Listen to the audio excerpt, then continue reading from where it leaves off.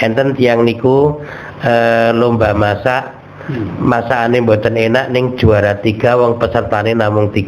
Ya, jadi kalau ada lomba monggo Bu, yang penting ikut. Saya dulu waktu SMA kalau ada lomba sering ikut mewakili sekolahan dan seringnya juara 3. Soalnya pesertane namung 3. Jadi kalah tapi menang. Kalau ada orang yang sakit, kita bisa berbagi manfaat dengan ilmu, menghibur, mensupport, mendoakan. Pokoknya nek kalian nilai wong loro, kita nggak boleh cerita yang macam-macam. Yang penting kita menghibur, menenteramkan. Sing dirasakan apa Bu? Mbok iki sikilku loro banget wingi tiba. Wah kita ora iso mari iki lek. Nek mari paling ya diglok dengan itu namanya tidak membantu, tapi malah orang mari-mari yang marahi mati gitu niki. Napa meneh kalian yang sesek ngono ki cepak-cepak rano lho Mbah ngene. Jangan. Kita bantu dengan ilmu, dengan menghibur. Assalamualaikum warahmatullahi wabarakatuh. Bismillahirrahmanirrahim. Innal hamdalillah nahmaduhu wa nasta'inuhu wa nastaghfiruh wa na'udzu billahi min shururi anfusina wa min sayyiati a'malina. May yahdihillahu fala mudhillalah wa may yudlil fala hadiyalah.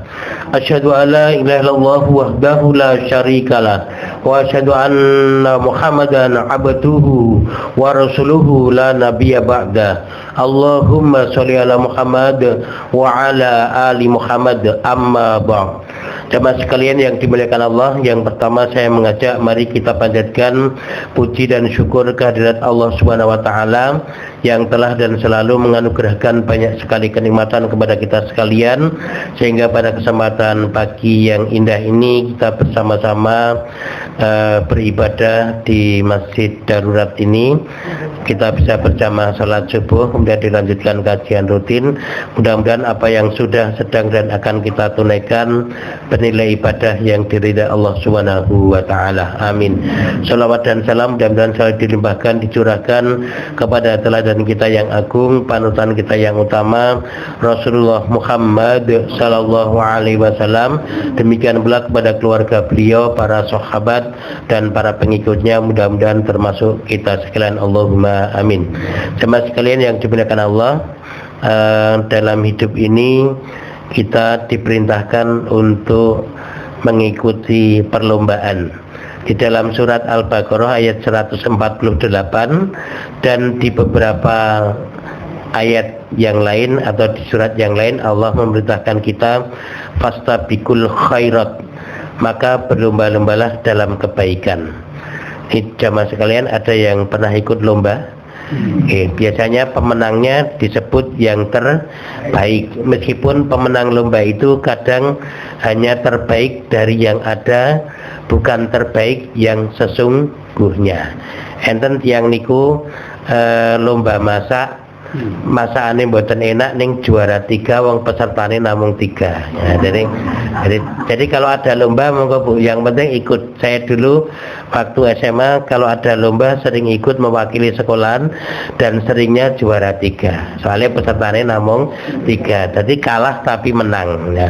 Nah, yang terbaik dari yang ada. Kalau saya menjadi juri, itu juga sering saya sampaikan bahwa pemenang ini adalah yang terbaik dari yang ada, bukan yang terbaik yang sesungguhnya.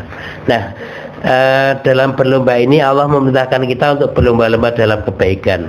Maka ketika kita menjadi manusia, mari kita menjadi manusia yang terbaik, atau dalam bahasa hadisnya disebut sebagai khairunas, sebaik-baik manusia, atau khairukum, sebaik-baik kalian.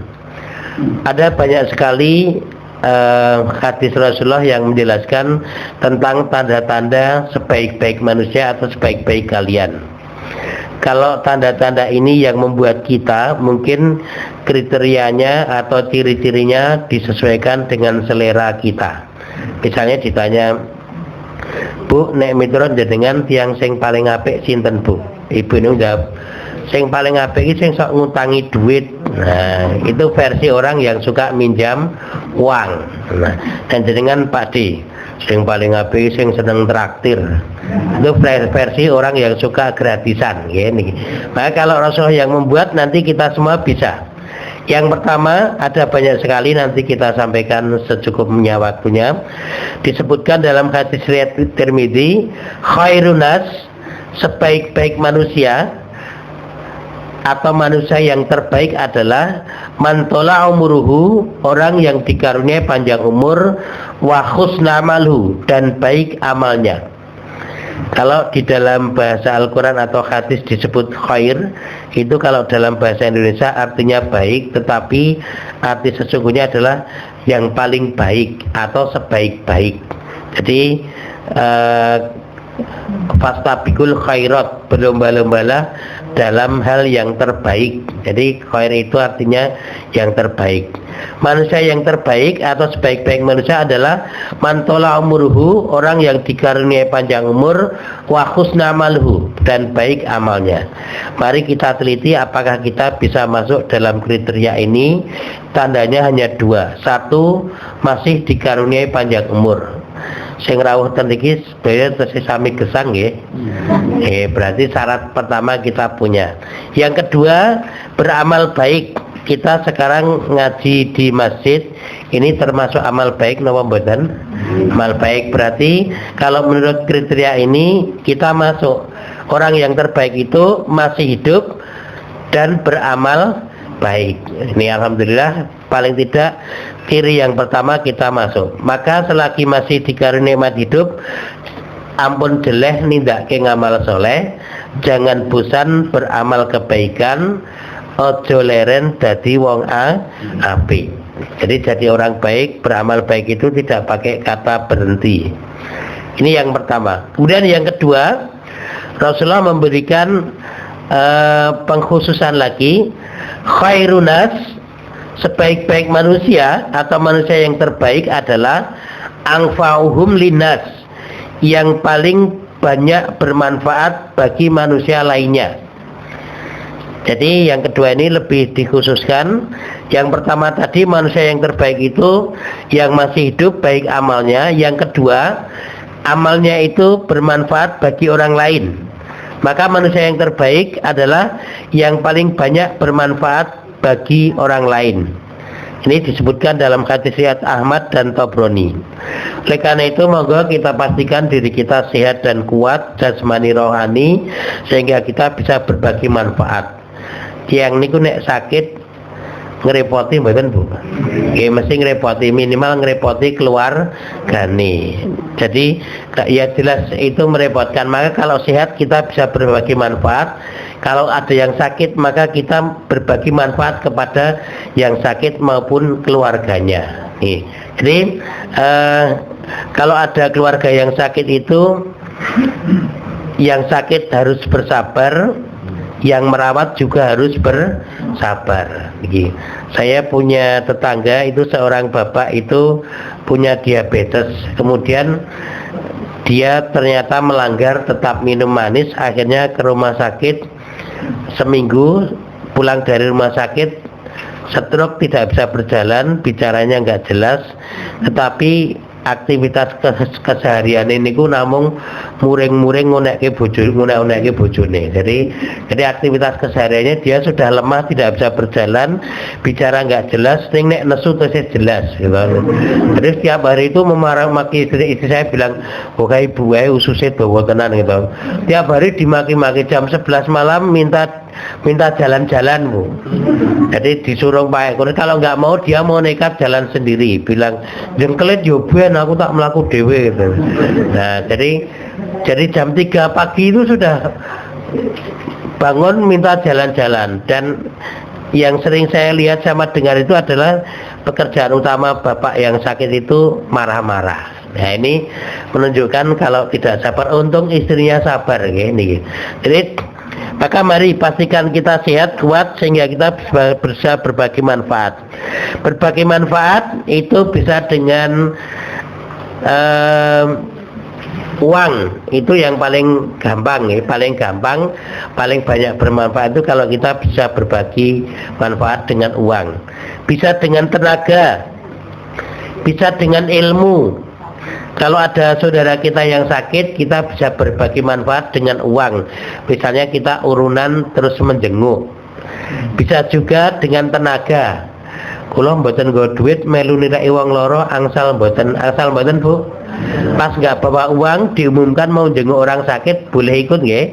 Berarti kita dengan tenaga kita mau menghibur.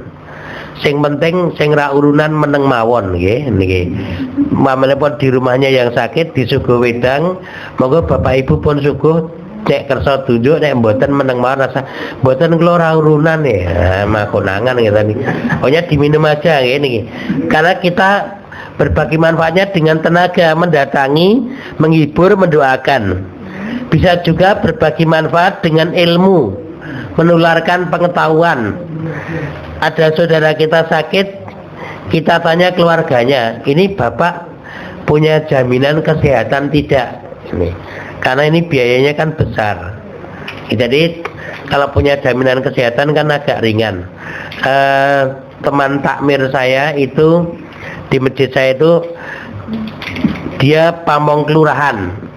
Ketika menjelang pensiun dia kan BPJS-nya kan ditanggung kelurahan, menjelang pensiun dia langsung menyambung BPJS Mandiri kelas 3 itu 25.500 kalau nggak salah. BPJS Mandiri karena apa? Dia tahu istrinya itu sakitnya berat.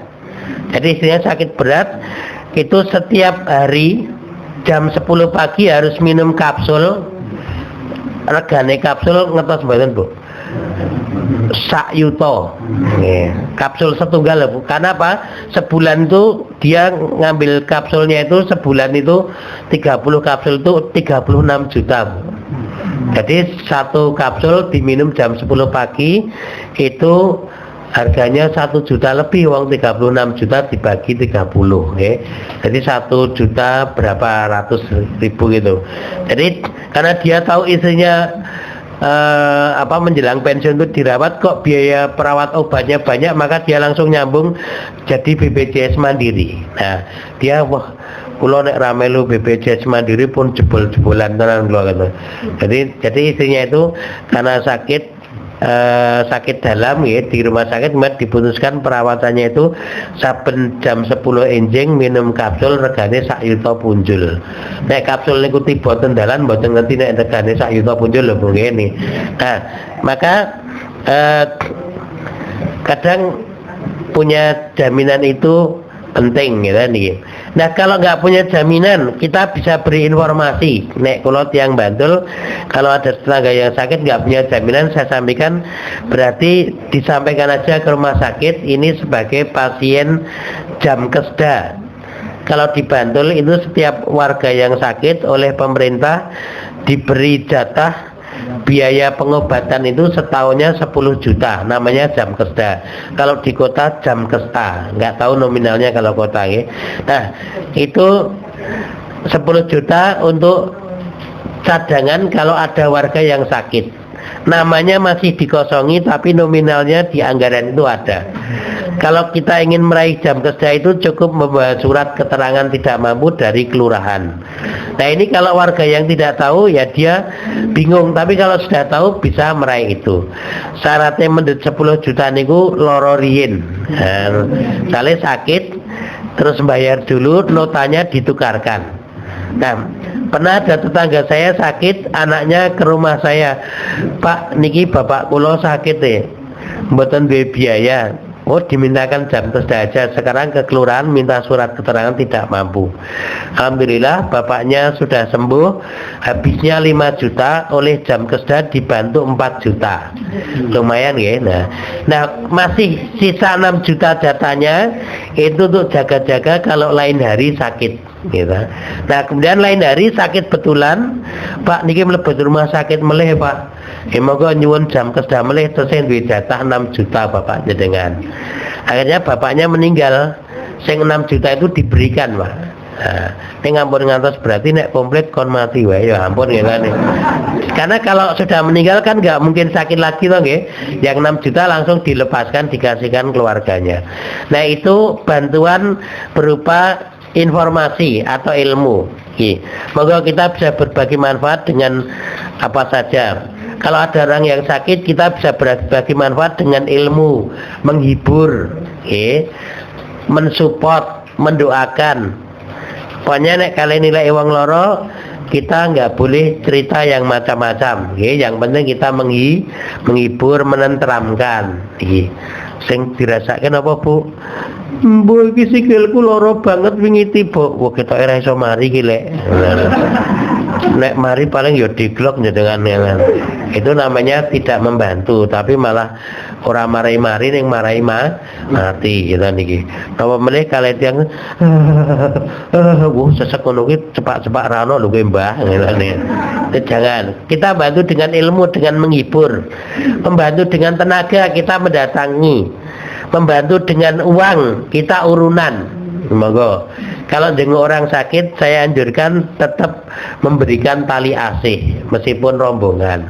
Soalnya nek sak jamaah nilai ira ninggali napa-napa, mesake sing lara ra sida mari. Banget nilai wong akeh ra ninggali ngene.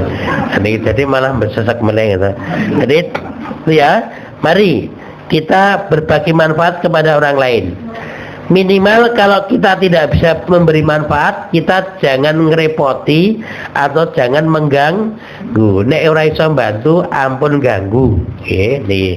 Kalau nggak bisa memberi manfaat, jangan merepoti ini. Ini yang kedua. Yang ketiga, khiyarokum akhasinakum ahlako. Sekarang tidak pakai khairunas tapi pakai khiyarokum, tapi artinya sama. Sebaik-baik kalian, ini sama dengan sebaik-baik manusia ya, adalah yang paling baik akhlaknya. Masih hidup, beramal baik, memberi manfaat kepada orang lain, masih harus dilengkapi dengan akhlak yang baik. Karena ada orang memberi manfaat kepada orang lain tapi akhlaknya tidak baik. Memberi ning dipamer amerke, memberi sambil menyakiti. Ya Pak, utangnya rata utangnya kaliran gue. Kita ngutangi ning kalian nglarani hati. Napa bisa langsung jadi atau memberi kali duncal gitu nih. Jadi maka kita harus dilengkapi dengan yang paling baik akhlaknya. Oleh karena itu, mari kita berusaha untuk memiliki akhlakul karimah. Itu tadi kasih ayat Bukhari ya, khiyarokum akhasinakum akhlako. Sebaik-baik kalian adalah yang paling baik akhlaknya. Nah, berkait dengan akhlak, kita sudah punya teladan yang utama, Rasulullah Muhammad sallallahu alaihi wasallam. Di surat Al-Ahzab ayat 21 Allah menegaskan, laqad kana lakum fi rasulillahi uswatun hasanah. Sungguh telah ada bagi kalian pada diri Rasulullah itu sebagai teladan yang baik, uswatun hasanah. Di surat Qalam ayat 4 Allah menegaskan, wa innaka la'ala khuluqin azim. Dan sesungguhnya engkau Muhammad benar-benar memiliki akhlak yang luhur. Jadi sudah tidak perlu dilakukan lagi berkait dengan akhlak. Kita punya teladan yang utama, Rasulullah. Rasulullah sendiri mengaku, innama bu'itsu li utamimma makarimal akhlak. Sesungguhnya aku diutus untuk menyempurnakan akhlak yang mulia. Akhlak Rasulullah digambarkan oleh Ibu Aisyah radhiyallahu anha sebagai khuluquhu Al-Qur'an. Akhlak beliau itu adalah Al-Quran. Akhlak-akhlak yang diajarkan oleh Al-Quran, Rasulullah sudah membuktikan dan memberikan teladan. Kalau Al-Quran menyuruh kita bersabar, Rasulullah itu orang yang paling sabar. Kalau Al-Quran menyuruh kita jujur, Rasulullah adalah orang yang paling jujur. Kalau Al-Quran menyuruh kita jadi orang yang pemurah, Rasulullah itu adalah orang yang paling pemurah. Pramila moga dalam hal akhlak kita tidak ada khilafiyah lagi ketika harus mencontoh Nabi. Tidak ada perdebatan kalau berkait akhlak. Kalau ibadah, fikih itu masih memungkinkan. Tapi kalau akhlak, insya Allah tidak ada perdebatan berkait dengan mencontoh akhlak Rasulullah. Mari kita berakhlak mulia saat kita di rumah. Mari berakhlak mulia saat kita di masjid. Mari berakhlak mulia saat kita di tempat kerja. Mari berakhlak mulia saat kita di jalan raya, begitu seterusnya. Mari kita memiliki akhlak yang luhur saat kita di pengajian, memiliki akhlak yang luhur saat kita belanja, memiliki akhlak yang luhur saat kita melakukan perjalanan dan seterusnya. Monggo, biasanya di kampung itu yang dijadikan ciri orang itu baik apa tidak itu lebih kuat pada akhlaknya. Di kelurahan saya itu ada pemilihan dukuh. Dukuh itu kepala kampung. Kalau di kota nggak ada gitu. Dukuh itu di atasnya RW. Jadi kalau di Bantul malah RW-nya nggak ada, RT langsung ke dukuh. Itu kemudian ada satu pedukuhan itu nggak ada yang mendaftar. Sudah dibuka lowongan nggak ada yang mendaftar. Diperpanjang seminggu ada yang mendaftar 2. Terus tetangganya bilang, "Bunda aku sing daftar loro wonge elek kabeh." Niku elek rupane napa pripun nggih, lanang napa wedok, lanang kabeh ning elek kabeh, Pak. Wonge medeni to mboten, nek wonge malah bagus. Sing elek napa? Ha pripun, Pak? Bapakne we pegatan. Wah, dadi nitake bapakne sing calon dukuh kepala kampung itu pegatan. Anake melu ra karuan. Ini penilaiannya kepada akhlaknya. Pegatan niku angsal mboten, Bu? Bercerai itu sesuatu yang diizinkan oleh Allah tapi Allah tidak suka. Jadi sesuatu yang diizinkan oleh Allah tapi Allah tidak suka itu hanya bercerai. Boleh ning Allah mboten remen. Nih, Pak, nek orang anak izin sama orang tua, "Pak, kula tak nginep nang ngene kanca kula angsal mboten oleh ning bapak ra seneng." Nah, berarti nek bisa dihindari. Jadi Allah membolehkan tapi Allah tidak suka. Nginep nang ngene kancane wong tuane ngolehke ning ora seneng. Nah, kalau yang tidak disukai kok dilakukan, itu nanti akibatnya nek Allah itu tempat meminta kita, kalau yang kita mintai kok tidak suka, nah ini kan jadi repot ya ini. Ini yang ketiga niku. Yang keempat, khairukum, sebaik-baik kalian adalah khairukum li ahli, kalian yang paling baik bagi keluarganya. Jadi ini lebih spesifik lagi. Tadi orang yang paling baik itu yang paling baik akhlaknya. Kemudian Rasulullah mengkhususkan yang paling baik akhlaknya terhadap keluarganya. Keluarga adalah pihak yang pertama kali paling berhak mendapatkan keramahan kita, kelembutan kita, kedermawanan kita, dan segala kebaikan kita. Nah, enten mboten Bu, niki enten sok-sok enten ibu curhat. Ada seorang suami kalih kanca-kancane gabyak ning karo bojone dhewe galak, enten mboten Bu? Oh, ibu muni kata. Saiki sing kula tekoni bapak-bapak. Enten mboten Pak, istri niku kalih kanca-kancane gabyak ning karo bojone galak, enten mboten Pak? Kata. Berarti pun padha.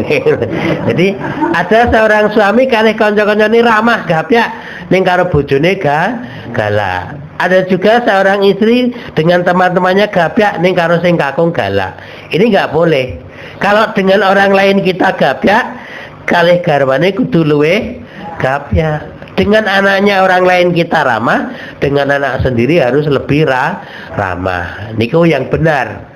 Nah, kula sok ngguyu nek iruh guru TK niku lho, Bu. Guru TK niku pas ngelepas muridnya dijemput niku kalih murid-murid liyane gabyak banget. Ning karo anake dhewe niku galak banget lho. Murid-murid dijemput, "Adik, dijemput Bunda itu. Jangan lupa sepatunya dipakai. Nanti sampai rumah lepas baju, lepas sepatu, ganti baju, cuci tangan, cuci kaki, terus bubuk siang. Assalamualaikum." Gabyak. "Ini adik mau pulang enggak?" "Pulang Bu Guru, ini sepatunya." Barang murid-murid entek, anaknya tesih penekan. Sama dulu rati blek apa kowe? Pak tinggal sisane. Karo murid-murid liyane gabyak ning karo anak dhewe getah. "Nek wani Ibu melu menek, tak sogok sisan kowe." Jadi ibune makan menek, ibune tak goleke sapu sogok sisan kowe. Iki mboten sae. Napa meneh ibune dengan kata-kata yang tidak baik. nakal penekan. Niki salah lho Bu. Cah penekan niku mboten nakal lho Bu. Nek penekan nakal nek petugas PLN niku nakal kabeh gitu. Petugas Telkom niku nakal gitu. Sale ibu niku sosok ngonekke anak penekan niku nakal. Nek anak kula melu, gitu, melu ten iki mesti sing iso nggo penekan dipeneken. Niki cendilone sing iso dipeneki mesti munggah niku to. Anak saya yang masih TK niku senengane penekan. Dadi nek enten simbah-simbah, ora nakal penekan kula, Mbah. Menek niku mboten nakal. Niku enten wong dandani kabel telepon niku ya nakal berarti. Jadi jangan sampai galak kepada anak. Ada seorang suami kepada teman-temannya lomo, Bu. Kanca-kancane ra njaluk jajan wis dijajakke nyoto yo. Ah niki. Ning begitu istrinya WA, "Mas kalau pulang kerja tolong belikan sate kambing ya." Dijawab, "Enggak usah, kambing itu mengandung kolesterol." Nah, salah loh, sing putri jawab, "Mboten Mas, kambing itu mengandung anak kambing." Nah, jadi kambing niku mboten mengandung kolesterol. Kambing itu hanya mengandung anak kambing niku mon kambing wedok. Kambing. Sing putri terus ngomong, "Nggih kambing lanang Mas, mboten mengandung napa-napa," gitu. Wis rasa ngel to. "Mie ayam mohon Mas, mie ayam ono micine." Iki meng alasane util ngaten mohon gitu nih. Jadi nek karo kanca-kancane lomo kok kalih bojone util itu enggak boleh. Monggo keluarga, kepada keluarga kita harus memberikan yang terbaik nih. Nah, kalau bisa kemesraan dalam keluarga itu dibangun sepanjang masa. Ampun le mesra bar mantenan mawon nggih. Yang niku nek manten anyar niku sih napa bojone kesandung, "Aduh enten apa Dik, sakit mboten Dik?" Bareng wis saya suwe bojone kesandung, matane mbongetke. Nah niku. Jadi itu namanya kemesraannya terputus. Monggo tetap mesra sepanjang masa, tetap ramah sepanjang hayat nggih. Karena itu menjadi tanda sebaik-baik manusia. Nggak ada gunanya orang sangat ramah di masyarakat, tapi kepada keluarganya kasar. Dan ini masih banyak kita temui. Saya sering menerima konsultasi nomor curhat niku, "Duh garwane jenengan iki ten kanca kula organisasi, wah apik banget Ibu, niku sok neraktir, sok urama. Wah nek kalih bojone ro anake golake nemen Pak," ngatane. "Oh, tolong Pak dikandani Pak." Mungkin nek kula kandhani panjenengan saya disengeni wong sing laporan jenengan gitu. Nanti repote tiyang menasihati itu ngeten lho, Bu. Lah wong liya kok iso ngerti mesti ana sing lapori. Nek kula iso ribet wae iki. Berarti nganti detail mesti ada yang lapori, sing lapori kadang sing dikasare niku istrine mesti sing lapori istrine bar kula kandhani malah mengke gede bojone disengeni. Nggih pun tak golek cara riyen nggih.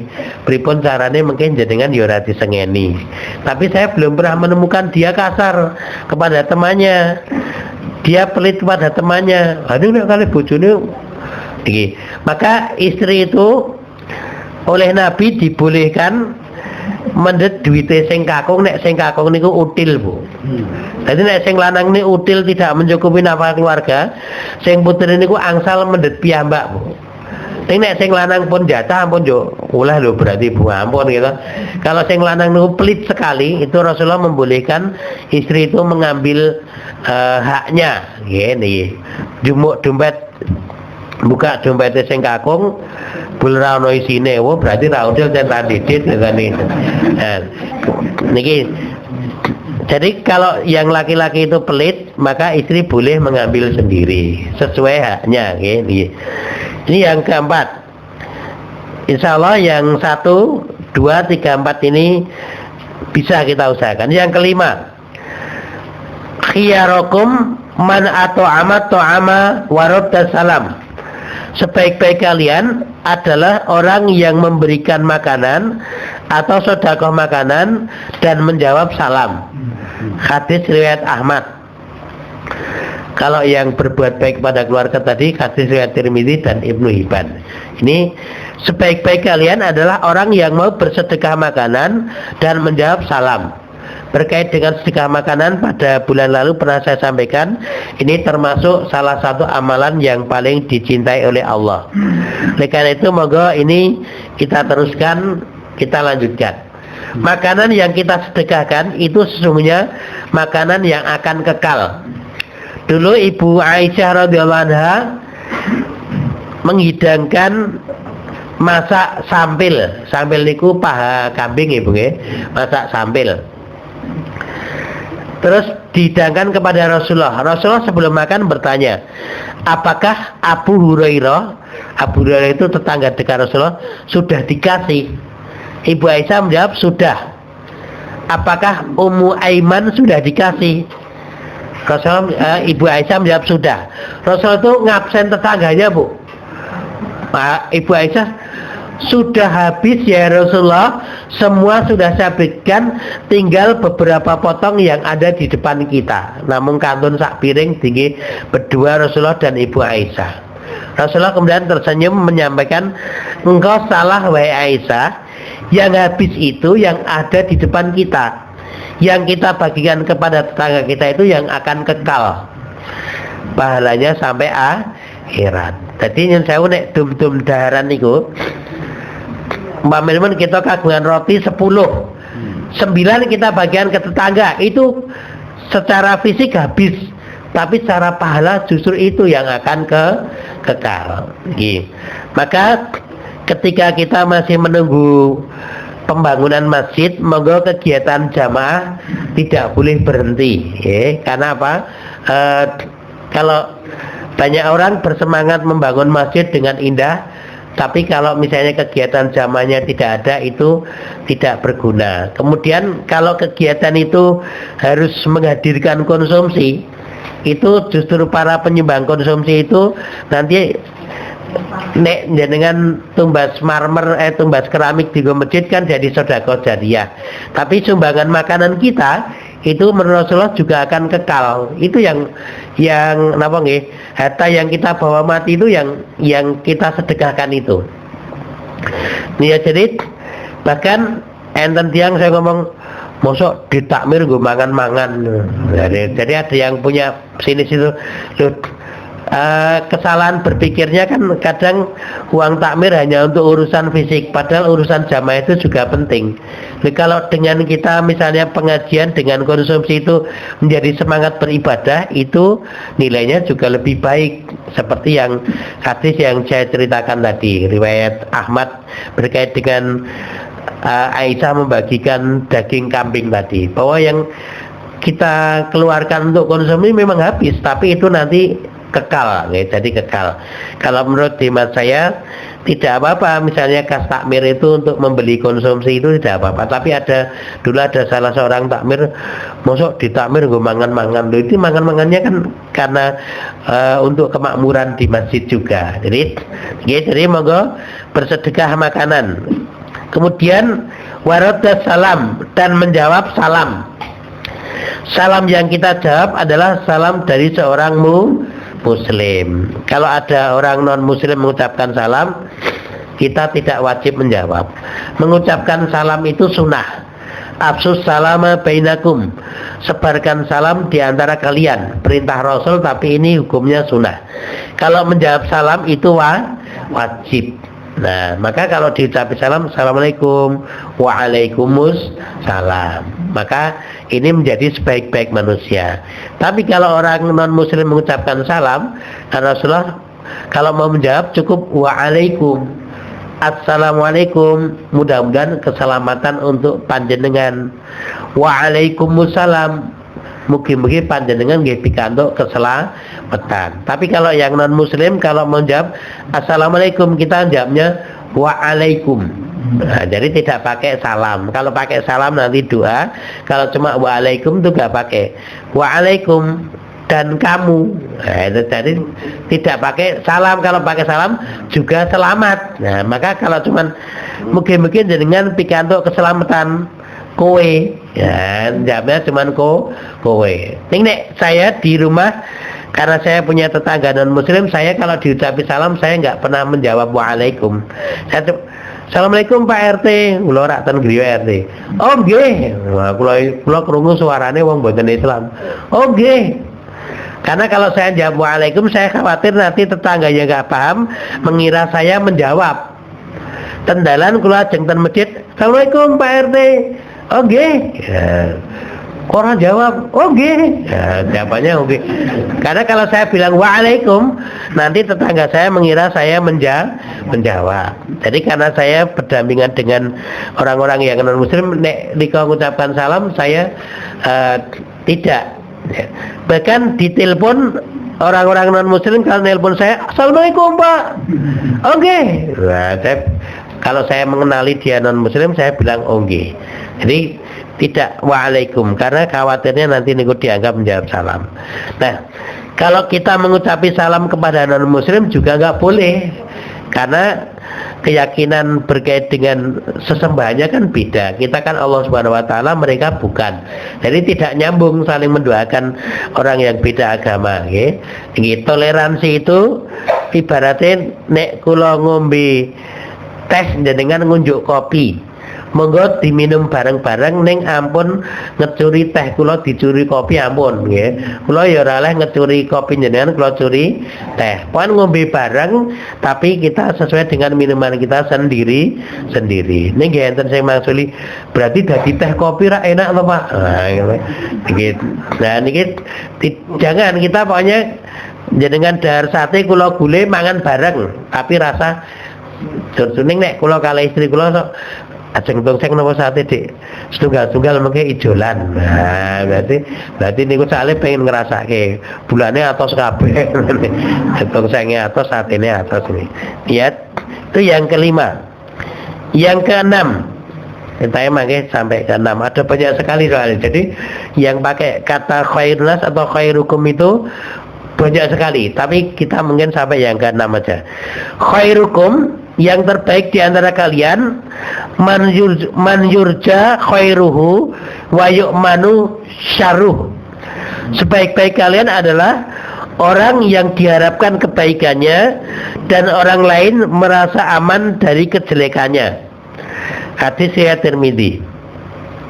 Jadi orang yang paling baik itu bisa diharapkan kebaikannya. Kehadiran kita itu bisa diharapkan kebaikannya, minimalnya keramahan kita, salam kita, tegur sapa kita, salaman kita itu. Kalau kita tidak hadir di pengajian kok jamaah lain kangen, itu berarti kita orang yang paling baik. Pak Yono tidak terbukti kok mboten rawuh nggih. Nah, berarti orang menanyakan itu berarti dia orang baik.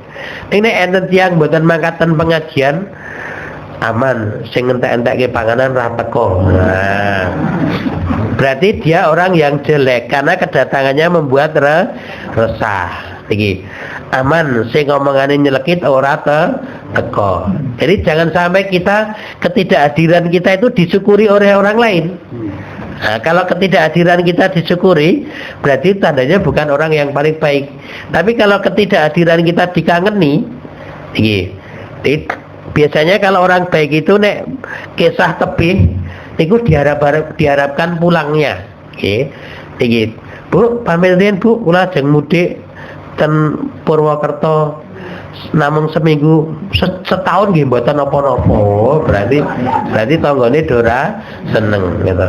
Sesuk peleme kula rayahe. Kalian apa duwe wit pelem ning ratu ngedum. Berarti ngenteni setahun ta apa. Nek saya pamit sama Kang Mbah, titip nggih niki ajeng enten tugas ten Bandung gangsal dinten. Oh nggih Pak. Anu ampun dangu-dangu nggih mengke do madosi gitu. Jadi kita kalau kepulangan kita di sapa pun kondur Pak, pun kondur Mas, itu berarti tetangganya senang. Napa meneh nek bar lunga gawake Pak. Jadi tetangganya kan senang. Itu ya. Jadi monggo orang yang terbaik itu yang kehadirannya itu bisa diharapkan kebaikannya. Dan orang lain merasa tentram, merasa aman dari keburukannya. Maka nggak ada salahnya kalau kita itu dengan tetangga saling mencari informasi. Tetangga saya itu aman tidak ya bersama saya. Karena suatu ketika disebutkan dalam hadis riwayat Bukhari, Rasulullah itu bersumpah di hadapan jamaah, wallahi la yu'min, demi Allah dia tidak beriman. Sumpahnya itu diulangi 3 kali. Kila, para sahabat penasaran, terus ada yang bertanya, man ya Rasulullah, atau may ya Rasulullah, Kalau hadis itu membacanya boleh tidak pakai tajwid ya. Kalau baca Al-Quran man ya Rasulullah itu dibaca may ya Rasulullah, tapi kalau hadis boleh man ya Rasulullah, siapa dia Rasulullah yang disebut tidak beriman, yang disumpahi oleh Rasulullah itu. Qala, Rasulullah menjawab, alladzi la ya'manu jarahu bawaikoh, yaitu orang yang membuat tetangganya tidak merasa aman dengan ulahnya. Ini jadi perhatian, orangnya sudah sholat, sudah ngaji, tapi Rasulullah menyumpahi demi Allah dia tidak beriman, bukan orang beriman, kalau dia masih membuat tetangganya tidak merasa aman. Niki nggih dilihat jenis tetangganya lho Bu. Nek tetanggane niku wong elek, nek wong elek niku dijak apik merasa tidak nyaman loh nggih. Nah, itu bukan itu termasuk. Tapi kalau tetangganya orang baik kok kita buat tidak aman, itu nanti kita termasuk orang yang tidak beriman. Ini Rasulullah yang menegaskan, hadisnya sahih riwayat Bukhari. Maka kesempurnaan iman itu juga didukung dengan kebaikan kita kepada tetangga. Kepada tetangga monggo memiliki prinsip kita tidak akan saling menyakiti hati. Jadi tidak akan saling menyakiti hati. Kemudian lengkapi dengan berusaha saling berbuat kebaikan. Kalau hanya nggak menyakiti hati tapi nggak berusaha berbuat kebaikan, nanti kadangkala kita terjebak menyakiti hati. Enten dua orang ibu ndulang larene nunut ten gardu ronda. Ibu A ndulang lare lawe Kentucky Fried Chicken, ayam goreng kemeriuk gurih nih kalau bunge. Nek keseringan nggak baik itu. Sing ibu B podo-podo ndulang lawe tempe goreng gosong turwayu. Nah, keduanya sama-sama punya prinsip tidak akan saling menyakiti hati. Ini nek sing lawuh Kentucky orang ngene niku menyakiti hati. Lawe napa lek? Tempe goreng gosong turwayu. Wah, enak iki ngono aku Kentucky lho. Mboten niat menyakiti, tapi kalau nggak berbuat baik memberi, itu juga bisa menyakiti. Harusnya Dek, ini masih dikasih ya, dikasih ayamnya, glepungnya wae Bu. Nah, Dek, glepungnya itu ya nggo rasa-rasa ya. Nah, jadi anaknya dididik sedekah. Nah, anak saya itu saya didik sedekah. Ning repote nek mlebu toko, niku beto keranjang dhewe nek njumuk panganan niku 15 Bu. Kok 15 sih? Kan teman sekelasku. Jangan setiap masuk toko ngedumi teman sekelas gitu. Aku keranjang dhewe mendete niku 15 sampai 16 niku gitu. Nah niku panganan kok 16 semua ini. Nah, ini kan temanku sekelasku kan 15 tambah aku kan 16. Berat ya, ini berat. Kadang apot kula gawae kula balik-balik ngono. Nah, kula turake siji. Oh, sedekahnya kepada teman besok Jumat aja ya. Besok kan baru hari Senin gitu. Karena kula jari sedekah akan mlebu toko sak anu keranjang kebak niku ngene. Enggak apa-apa kan sedekah baik, kata Abi sedekah baik gitu. Sedekah baik ning untuk sekarang tetap baik tapi besok Jumat gitu nih. Jadi niki ya. Jadi saling berbuat baik. Napa meneh sing larani ati niku nek sing lawuh Kentucky ro bengak-bengok. Adik Kentucky. Telap-telap sing isi adik tempe gosong melat-melat ya. Nah niku menika Kentucky nu matur. Bareng sing lawuh Kentucky wis ra gelem, ibune bengok, "Wis ra gelem, Kentucky-ne tak pakake kucing lho." Sing lawuh tempe gosong rak mak teratap to Bu. Batin dinahke anakku gelem kok pakake kucing. Paling kucing dasireng mbokne dhewe. Gara-gara apa? Dia tidak menyakiti hati tapi tidak mau berbuat baik. Maka monggo tidak menyakiti hati oke. Tapi monggo berbuat baik. Nggih. Masa enak itu hak kita. Saya nggak menyakiti hati kok dengan masa enak. Tapi kalau baunya menyebar ke tetangga tidak memberi, atau anaknya tetangga tahu kita masa enak, anaknya tetangga dolan, kalau di Bali anakku arep enak-enakan ya. Nah itu menyakiti hati.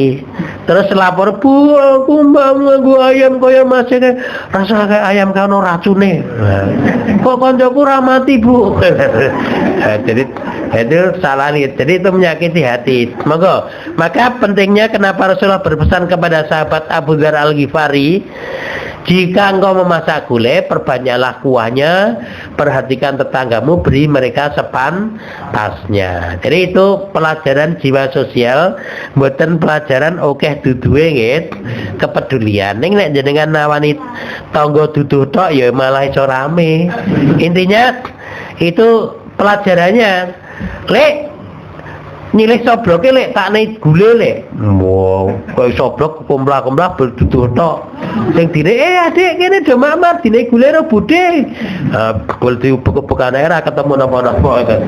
Bu iki gule pokok buane Bu. Nggih, perbanyaklah kuahnya itu pelajarannya nggih, mboten kuah tok ya raketan. Ya ora pening nek jenengan awani kuah tok, lek ngomong ampun dine gule lek gelem kuah gule. Pakai kuah, ora apa-apa tak cemplungane tahu dadi lehu, gulai tahu. Nah, kan lumayan niki. Jadi ampun meni gulai, kita rendahkan dengan kuah gulai. Kemudian lengkapi hidup bertetangga dengan saling menasehati. Ketika menasihati tidak boleh saling menyakiti hati. Jadi menasihati tanpa menyakiti hati.